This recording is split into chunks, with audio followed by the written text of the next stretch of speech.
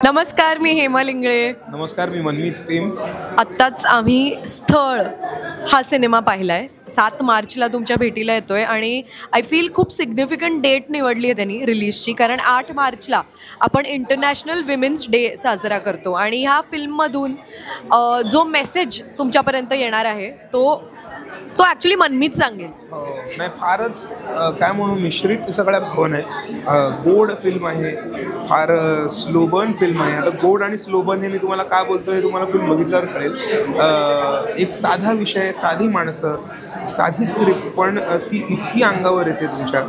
आणि अर्थातच आम्ही त्या सगळ्या आयडिओलॉजीशी सहमत आहोत, पण जे सहमत नसतील त्यांच्यासाठी ही फिल्म खऱ्या अर्थाने एक काय म्हणू आपण, एक त्यांचा व्ह्यू चेंज करणारी फिल्म ठरू शकते. नक्कीच ती ताकद आहे. त्यामुळे जयंत सोमणकर यांचं पहिले तर खूप कौतुक. कमाल डिरेक्शन त्यांनी केलं. एडिटिंगसाठी मला एस्पेशली मेन्शन करायचं आहे अभिजिताला.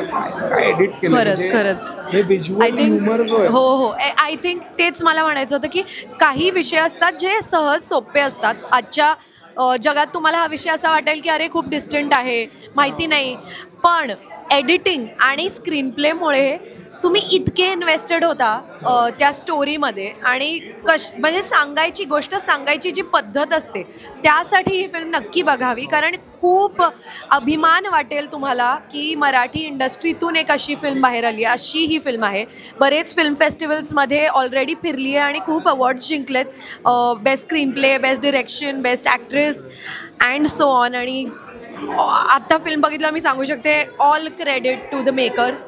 What a beautiful film. All the very best. अजून एक म्हणजे मी आम्हा सगळ्यांकडनं थँक करीन सचिन सरांना. डेफिनेटली त्यांनी एक अशी फिल्म प्रेझेंट करणं चूज केलं ज्याला गरज होती लोकांसमोर येण्याची, आणि ही अशा फिल्म्स लोकांसमोर आल्याच पाहिजेत. आणि थँक्यू सचिन सर. आणि ॲक्च्युली ती त्यांच्या खूप आउट ऑफ द ब्रॅकेट झोनमध्ये आहे, अनपेक्षित आहे.